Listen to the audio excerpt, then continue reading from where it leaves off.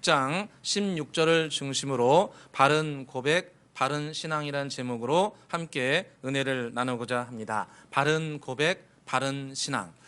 우리가 주님 앞에서 우리의 신앙 고백을 어떻게 올려드리는가는 우리 신앙에서 매우 중요한 부분입니다. 특별히 우리가 믿고 따르는 예수님에 대해서 주님 앞에 어떤 신앙 고백을 가지고 있느냐는 우리의 신앙의 현재뿐만 아니라 미래까지도 결정하는 매우 중요한 요소입니다. 우리는 자기가 믿기 시작한 것을 시점으로 해서 목회자들과 많은 가르침을 통해서 또 개인적인 신앙의 체험을 통해서 개인적인 사건과 상황 가운데서 예수님을 만난 것에 따라서 예수님이 어떤 분이시라고 우리가 개인적인 그런 결정하는 모습들을 가지고 있습니다. 이것에 따라서 우리는 예수님이 이런 분이시다라고 무의식 가운데 고백하며 신앙생활을 하고 있습니다. 그래서 어떤 분들은 예수님은 내가 의식주가 힘들 때 나를 도와주시는 분이다, 이렇게 예수님을 해석하기도 하고, 어떤 분들은 내가 곤란한 일을 당했을 때마다 나를 위로해 주시는 위로자시다,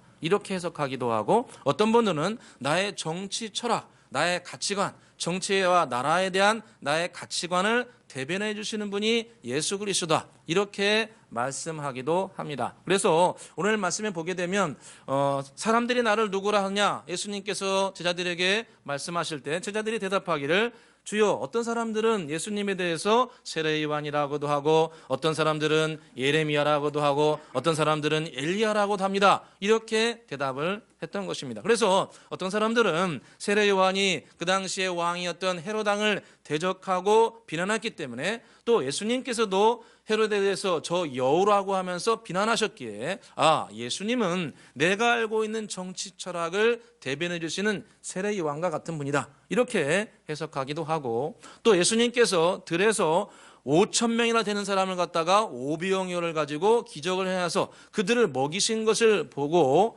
그 사람들이 뭐라고 생각했냐면, 구약시대 엘리야와 같이 예수님은 헐벗고 굶주린 사람들을 먹여주시는 그런 놀라운 엘리야와 같은 선지자다, 이렇게 해석하기도 했습니다. 또 어떤 분들은 예수님께서 당신의 백성들을 보시고 길을 잃고 방황하는 그 어린 양과 같은 분들을 보시고 우시는 모습을 보면서, 구약시대에 보니까 예레미야 선지자가 눈물을 많이 그렇게 흘렸는데 예수님께서도 눈물이 많으시는 예레미야 선지자 같은 그런 분이 아니겠는가 라고 사람들이 이렇게 세 종류로 해석을 했던 겁니다. 세례 요한과 같은 분이다, 혹은 예레미야와 같은 분이다, 혹은 엘리야와 같은 분이다. 자기 나름대로의 경험과 가치관에 따라서 예수님께 대해서 신앙 고백을 드렸던 겁니다.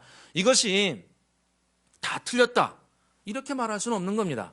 예수님은 실제로 정치 철학을 분명히 가지고 계셨고, 또 당신의 백성들을 불쌍히 여기셨고, 그들의 의식주 문제를 주님께서 동행하시면서 그들을 점진적으로 해결해 주셨습니다. 그러나 이런 세 종류의 신앙 고백이 온전한 신앙 고백이라고 할 수는 없습니다. 오늘 성경에 보니까 완벽한 신앙 고백이 나옵니다. 사도 베드로가 자기가 깨달은 것이 아니라 바로 지혜와 계시인 성령, 바로 하나님께로부터 깨달음을 얻어서 예수님에 대한 올바른 신앙 고백을 합니다. 우리 같이 한번 16절 같이 한번 읽어보도록 하겠습니다. 16절입니다. 시몬 베드로가 대답하이르되 주는 그리스도시요 살아계신 하나님의 아들이시니라. 아멘. 사도 베드로가 성부 하나님께로부터 계시를 정확하게 깨달아서 예수님이 누구신가에 대해서 정확히 세 군데로 고백을 했습니다. 주는 그리스도시요 살아계신 하나님의 아들이십니다. 주님은 주가 되시고, 주님은 메시아가 되시고, 주님은 살아계신 하나님이십니다 라고 놀라운 신앙 고백을 하였습니다. 이 신앙 고백이 왜 우리에게 이렇게 중요하냐면, 오늘 예수님께서 이 사도 베드로의 신앙 고백을 들으시고 전무후무한 축복을 그에게 선포하여 주십니다. 바요나 시몬아, 내가 복이 있도다. 이를 내게 알게 할 이는 혈육이 아니요 하늘에 계신 내 아버지시라. 내가 이 신앙 고백 위에 내 교회를 세우리니 음부의 권세가 이기지 못하리라. 또 내가 너에게 천국 열쇠를 주니 네가 땅에서 매면 하늘에서도 매일 것이고 네가 땅에서 풀게 되면 하늘에서도 풀리게 되리라. 할렐루야. 정말 놀라운 축복을 주신 겁니다. 베드로의 이 세 가지 신앙 고백을 들으시고 주님께서 내가 네 신앙 고백 위에 교회를 세우리라. 할렐루야. 교회는 돈으로 세워지는 게 아닙니다. 교회는 사람으로 세워지는 게 아니에요. 교회는 신앙 고백을 올바로 하는 사람들, 진정으로 신앙 고백하는 사람들, 그런 사람들을 통해서 교회가 세워진다고 주님께서 말씀하셨습니다. 내가 이 신앙 고백에 내 교회에 세우니 음부의 권세가 이기지 못하리라. 올바른 신앙 고백을 하고 있으면 사탄 마귀가 절대로 그 사람을 넘어뜨리지 못하게 한다고 주님께서 약속해 줬습니다. 마지막으로 주님께 약속하신 것은 내가 너에게 천국 열쇠를 주리라. 네가 땅에서 저주를 묻게 되면 하늘에서도 묻게 될 것이고, 네가 땅에서 내 이름을 붙들고 축복을 선포하면 축복이 임하게 될 것이다. 할렐루야. 얼마나 놀라운 축복입니다. 축복입니까? 올바른 신앙 고백을 하게 되면 하나님의 교회가 세워지고 교회가 견고하게 되고, 또 우리가 천국 열쇠를 가지고 이 땅에 저주는 묻게 되고 축복을 선포하는, 정말 창세기 1장에 나오는 선한 청지기 아담과 하와 같은 삶을 살게 될 것이라고 주님께서 약속해 주신 것입니다. 여러분, 저와 여러분이 교회입니다. 믿습니까? 저와 여러분이 교회입니다. 고린도 3장 16절에 너희가 하나님의 성전인 것과 하나님의 성령이 너희 안에 계시는 것을 알지 못하느냐. 바로 예수 믿는 사람들이 교회라고 주님께서 말씀하셨습니다. 교회는 어떻게 세워지고 교회는 어떻게 견고하게 되는가? 바로 올바른 신앙 고백을 할 때 세워진다고 약속해 주셨습니다. 그러므로 오늘 사도 베드로의 고백을 우리의 신앙 고백으로 잘 이해를 하고 그것을 평상시 삶에 믿음으로 진심으로 고백할 때 그 고백을 통해서 주님께서 영광을 거두어주시고, 오늘 주님께서 말씀하신 것처럼 세 가지의 약속과 축복이 우리 모두에게 임하게 될 줄로 믿습니다. 그럼 우리가 세 가지 한변을 살펴보도록 하겠습니다. 첫째, 사도 베드로가 고백한 것은 예수님은 주가 되신다고 말씀하였습니다. 우리 16절을 다시 한번 읽어보도록 하겠습니다. 읽겠습니다. 시몬 베드로가 대답하여 이르되 주는 그리스도시요 살아계신 하나님의 아들이시니라. 아멘. 바로 사도 베드로가 첫 번째로 고백한 것은 바로 예수께서 주가 되신다는 겁니다. 예수님은 주인이 되신다는 겁니다. 온 세상과 만물을 창조하셨고 지금도 세상 만물을 다스리고 주관하시는 바로 주인이 되신다는 겁니다. 우리는 우리가 세상을 살아가는 것 같고 우리가 모든 것을 이뤄가는 것 같고 이 해와 달도 우연하게 창조된 것 같고 지금도 마치 자연 법칙을 따라서 물리학의 법칙을 따라서 움직이는 것 같지만 그 모든 것을 창조하시고 지금도 다스리시는 분은 바로 주 대신 예수 그리스도다. 이렇게 성경에 말씀하고 계십니다. 이사야서 48장 13절에 보니까 과연 내 손이 땅의 기초를 정하였고 내 오른손이 하늘을 폈나니 내가 그들을 부르면 그것들이 일제히 서느니라. 이렇게 말씀합니다. 내가 땅의 기초를 놓았고 내가 그 위에 하늘을 차일처럼 펼쳤다는 겁니다. 여러분, 하늘이 얼마나 멋있습니까? 여러분, 하늘, 그 푸른 하늘을 주님께서 차일처럼 쫙 펼치셔가지고 아름다운 세상을 만드셨고 그 아름다운 세상을 내가 그들을 부르면 일제히 서느니라. 무슨 말씀입니까? 자연 만물도 주님께서 명령하시면은 멈춘다는 겁니다. 그리고 언젠가는 멈춥니다. 이 세상이 멈추는 날이 분명히 와요. 그게 종말입니다. 이 세상이 멈추는 날이 분명히 와요. 주님께서 말씀하시는 거예요. 내가 그들을 부르면 일제히 멈추는 날이 올 것이라고 주님께서 말씀하고 계시는 겁니다. 우리의 삶도 마찬가지입니다. 우리의 삶도 주님께서 조성하셨고 주님께서 이끌어 가시고 주님께서 우리를 부르시고 우리를 세우시기도 하고 때로는 이동하기도 하시고 우리의 삶을 주관하시는 분이 여호와 하나님이시요 우리의 주 되신 예수 그리스도인 줄로 믿습니다. 잠언 말씀 보니까 이렇게 말씀합니다. 잠언 16장 9절에 사람이 마음으로 자기의 길을 계획할지라도 그의 걸음을 인도하시는 이는 여호와시니라. 이렇게 말씀합니다. 우리가 삶을 계획하죠. 계획이 없는 사람이 이상한 거죠. 우리 인생의 계획을 세웁니다. 2022년에 올해뿐만 아니라 다음에 우리가 마지막 삶까지 나는 어떠한 삶을 살다가 마무리하고 싶다. 좀 생각 있는 사람이라면 한두 번쯤은 계획을 세우기 마련입니다. 우리 가정에 대해서, 우리 후손들에 대해서, 내 아들, 딸들에 대해서, 손자, 손녀에 대해서 내가 이렇게 살면 좋겠다라고 계획을 세우는데 그 발걸음을 인도하시는 분은 여호와 하나님이시라는 겁니다. 여호와 하나님께서 당신을 진정으로 주로 인정하는 사람은 그렇게 인도해 줍니다. 당신을 진정으로 주로 인정하는 분들은 주님께서 때로는 부족하고 약하다 할지라도 발걸음을 인도해 주셔서 소원의 항구로 인도해 주실 줄로 믿습니다. 잠언 3장 5절 6절 보니까 너는 마음을 다하여 여호와를 의뢰하고 내 명철을 의지하지 말라. 너는 범사의 그를 인정하라. 그리하면 내 길을 지도해 주시리라. 우리의 삶을 주님께서 지도해 주신다는 거예요. 누구에게? 당신을 주로 인정하고 진심으로 따르고 함께하는 자들에게 주님께서 인도해 주셔가지고 열매를 거두게 해주신다는 겁니다. 저 그런 생각을 해봅니다. 올해 2022년에 우리가 만나는 분들, 우리의 사건과 상황들, 이 모든 것을 주님께서 주관하신다는 것을 우리는 믿음으로 받아들여야 됩니다. 근데 우리가 만난 사람들, 혹은 내 주위에 만난 사람들, 내 위에 주님께서 세우신 분들, 때로는 우리가 마음에 들지 않고 내 스타일이 아니고 내가 별로 만나기 싫고 그런다 할지라도 이 모든 대인관계, 우리 위에 옆에 세우는 이 모든 것이 주님께서 주관하고 계신다는 것을 우리는 믿음으로 받아들여야 됩니다. 그래서 사도 바울이 초대교회 사회는 이 종과 주인의 사회 아니겠습니까? 신분제 사회. 신분제 사회에서 종들이 예수님을 믿게 되면 얼마나 마음이 서럽겠습니까? 자기는 예수 그리스도를 믿는데도 여전히 종으로 살고 있으니까 그들에게 마음과 고통을 알고 사도 바울이 그들에게 이렇게 권면합니다. 골로새서 3장 22절 이하에 보니까 종들아 모든 일에 육신의 상전들에게 순종하되 사람을 기쁘게 하는 자처럼 눈가림만 하지 말고 오직 두려워하여 성실한 마음으로 하라. 무슨 일을 하든지 마음을 다하여 주께 하듯 하고 사람에게 하듯 하지 말라. 이는 기업의 상을 주께 받을 줄 아나니 너희는 주 그리스도를 섬기는 자들이니라. 너희는 주 그리스도를 섬기는 자들이기 때문에 너희 위에 있는 주인들에게 눈가림만 해가지고 잘하는 척 그렇게 하지 말고 눈가림만 하지 말고 진심으로 그들을 마음을 다하여 섬기라. 그러면 주님께서 기업의 상을 너희에게 주시리라. 너희는 주를 섬기는 자들이기 때문에 너희들이 주께 하듯 진심으로 하게 되면 주께서 너희들에게 기업의 상을 주시리라. 할렐루야. 축복은 어렵게 오지 않습니다. 저는 그렇게 생각합니다. 주님을 진정으로 인정하면 축복은 자연스럽게 따라옵니다. 주님 말씀하십니다. 너는 마음을 다하여 주께 하듯 하고 사람에게 하듯 하지 말라. 그러면 기업의 상을 주께서 너희에게 주시리라. 제가 작년 중반부터 우리 속초 기독교연합회 임원 서기를 제가 섬기고 있습니다.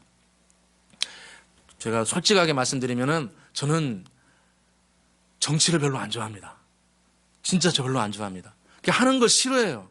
그런데 제가 하도 안 나가니까 거기서 저한테 서기를 그냥 제 허락도 안 받고 해버렸어요. 그러니까 제가 서기를 하게 됐어요. 근데 가게 됐는데 제가 이 서기를 해보니까 지금 이제 올해도 하고 있는데 죄송합니다. 이런 말씀 드려서 일이 많아요. 뭔 회의를 하면은 회의하고 결정하면은 나중에 다 일하는 사람 누군지 아세요? 서기하고 총무가 이래요. 그래서 서기가 주관하는 일이 뭐냐면은 편지 붙이는 일이에요. 서류 붙이는 거. 가지고 속초기독교연합회 이름으로 여기 속초에 있는 교회 편지 붙이고 시청에 붙이고 하면 다 그 서기가 해야 되거든요. 근데 저는 그게 어렵지 않은 줄 알았어요. 그런 게. 근데 제가 해보니까 이거 공문은 만들어가지고 그거 프린트해가지고 편지 봉투에다가 라벨 붙여가지고 접어가지고 그거 풀 붙여가지고 붙이고 그러면은 제가 몇 번 하고 나니까 이거 한 번 하는데 보통 한 3시간 걸리는 거예요. 별로 안 힘들어 보이죠? 해보니까 힘들어요. 가지고 한 3번, 2-3번 하고 나니까 내 지금 교회에 지금 성전 건축가 나도 바쁜데 이런 것들을 이걸 날 시켜가지고 이렇게 힘든가 그런 생각이 참 솔직히 좀 짜증이 좀 나더라고요. 근데 한 2번 하고 나니까 그 생각이 들더라고요. 내가 우리 교회에서 설교할 때 우리 성도님들에게 봉사 진심으로 하면 주님께서 기업의 상을 주실 겁니다. 아멘. 말로는 그렇게 해놓고 내가 막상 주님께서 봉사를 하고 주니까 이런 걸 다 줘가지고 나도 바빠 죽겠는데 그런 마음을 내가 이렇게 하는 게 좋지 않다.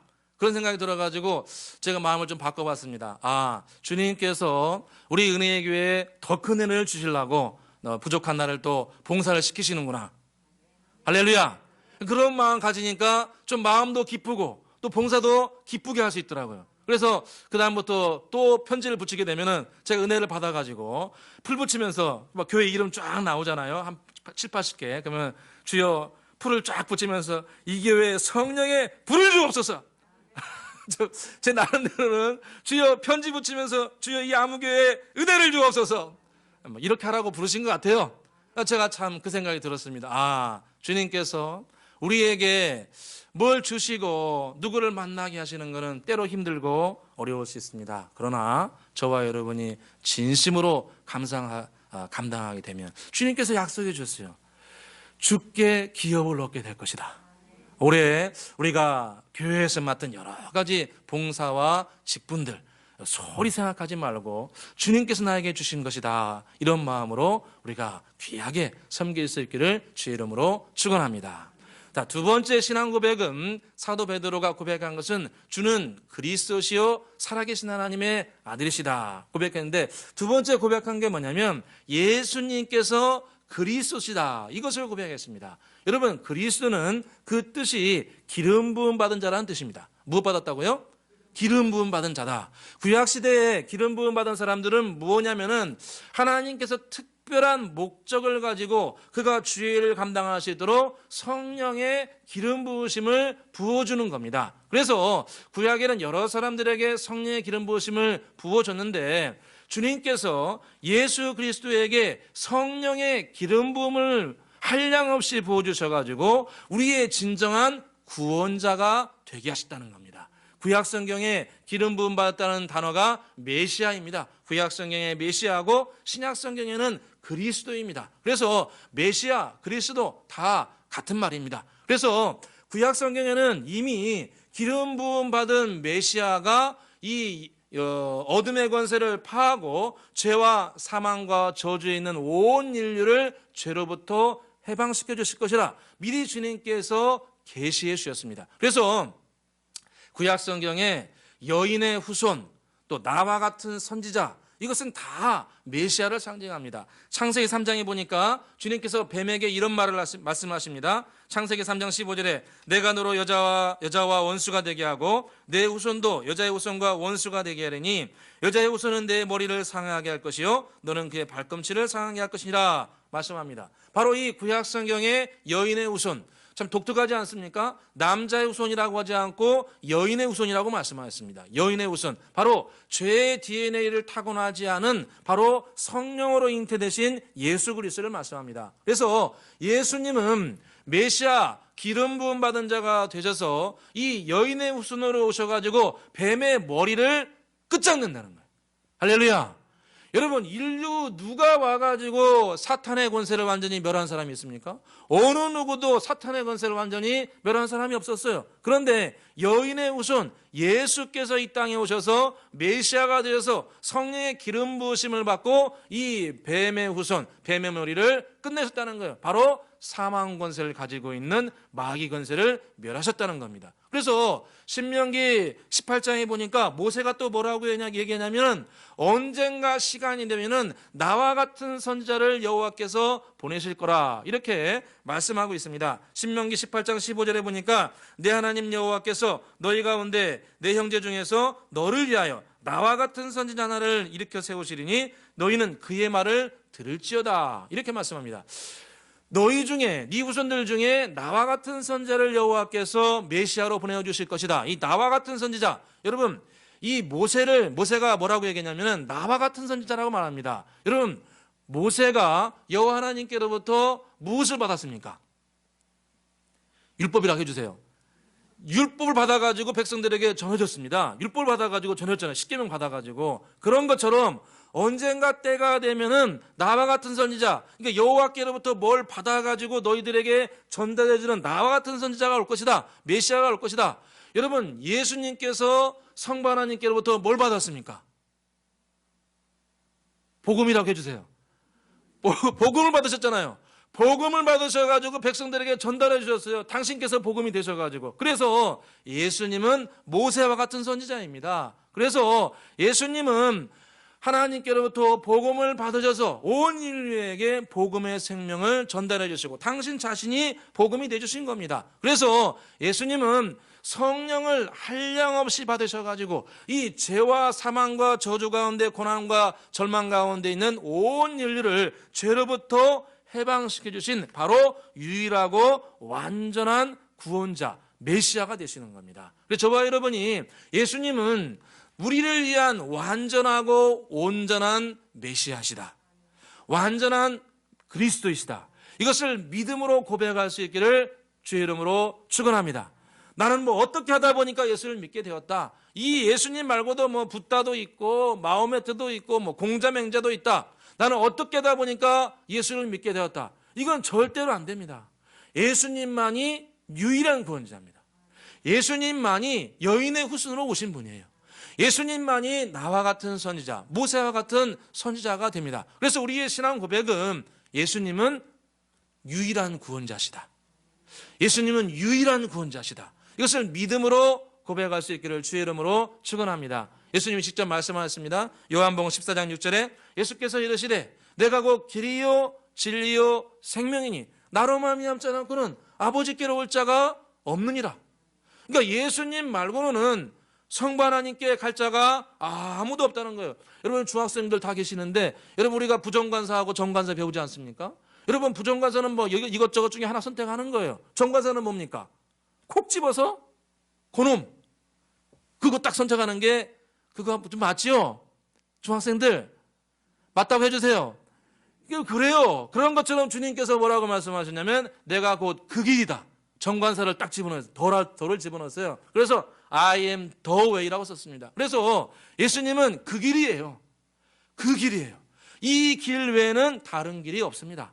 절대로 없어요. 예수님만이 유일한 길이시고 유일한 진리가 되시고 유일하게 우리에게 영생을 주실 수 있는 분입니다.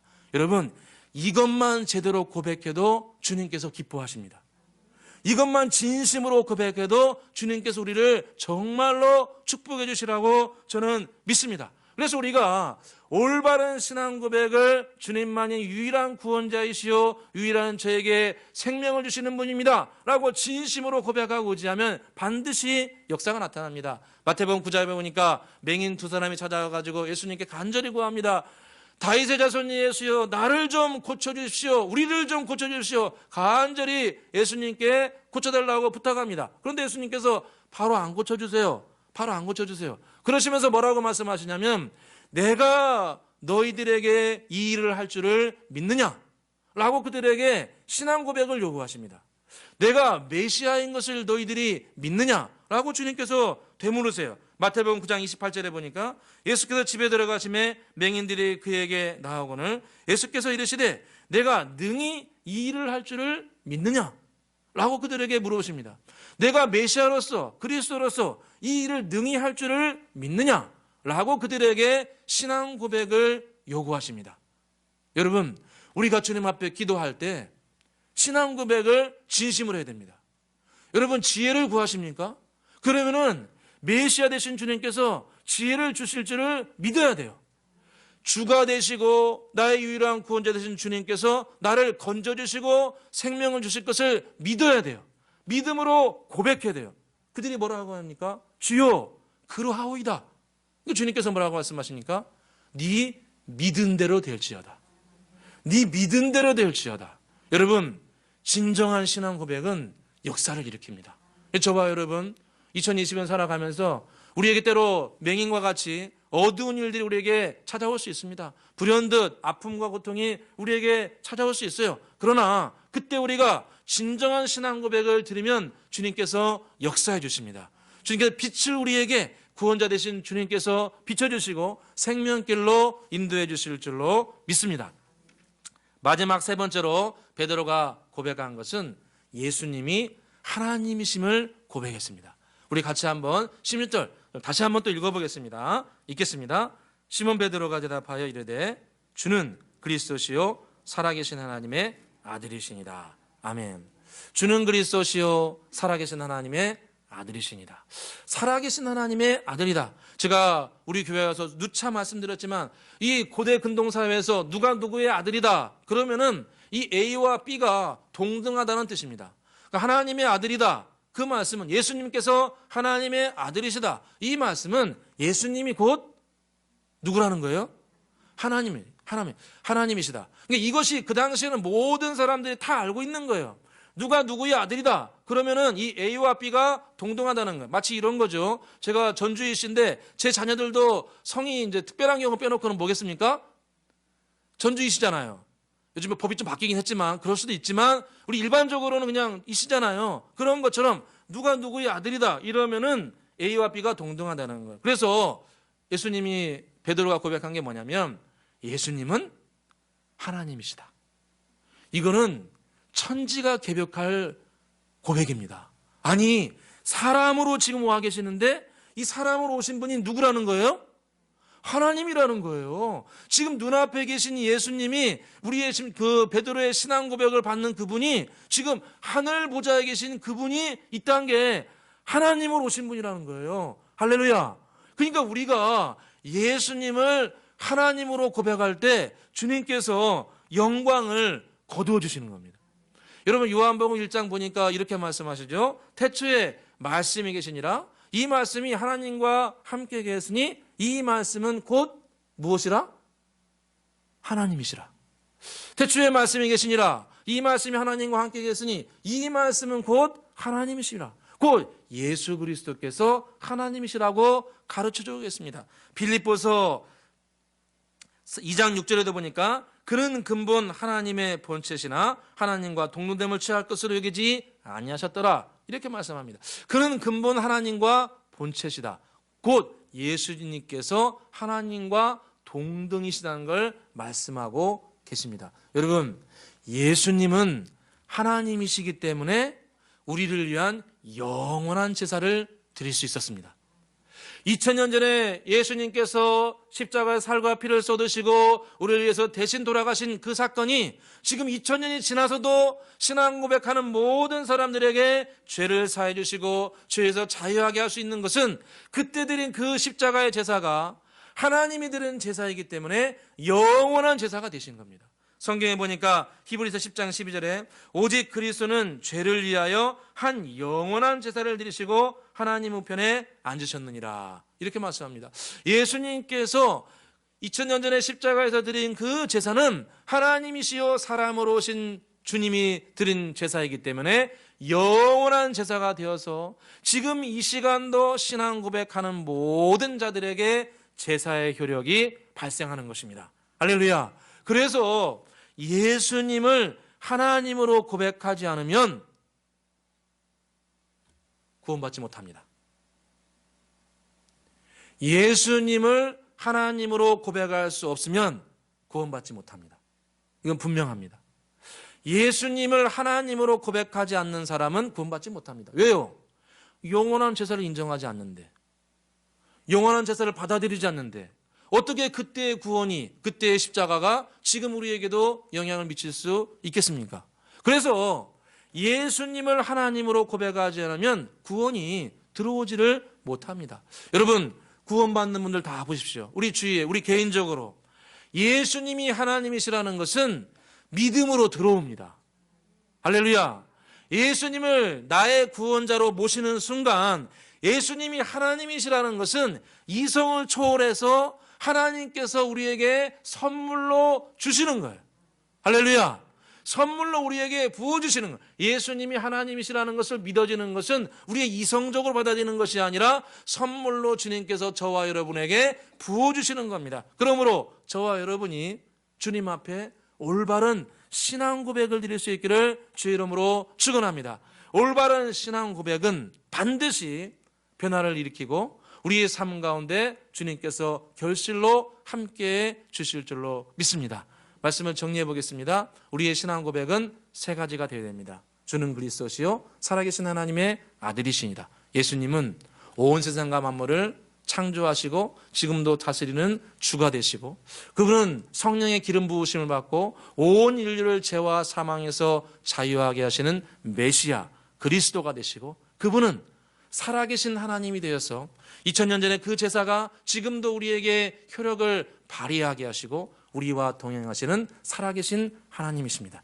이 세 가지 고백을 우리가 2022년에 어떤 상황이 닥쳐와도 믿음으로, 감사로 고백할 수 있기를 주의 이름으로 축원합니다. 기도하겠습니다. 사랑과 은혜가 풍성하신 아버지 하나님, 오늘도 우리에게 말씀해 주시니 감사합니다. 올바른 신앙 고백을 할 때 주님께서 교회와 가정을 세워주시고 음부의 권세로부터 지켜주실 줄로 믿습니다. 올해 무슨 일을 만나든지 주님께서 모든 것을 다스리시는 주가 되시며, 주님은 구약부터 예언해 주신 유일하고 완전한 메시아 그리스도이심을 고백하며, 또한 주님께서 우리를 위해 영원한 제사를 드리신 살아계신 하나님이심을 믿음으로 고백할 수 있게 은혜를 베풀어 주옵소서. 우리의 신앙 고백을 통하여 주님께서 영광을 거두어 주시며 이를 통해 우리의 신앙이 세워지고 부흥의 숲, 회복의 숲, 결실의 숲이 이루어지는 복된 하루 한 해 되게 하여 주옵소서. 감사와 영광을 돌리오며 예수 그리스도의 이름으로 기도드리옵나이다. 아멘.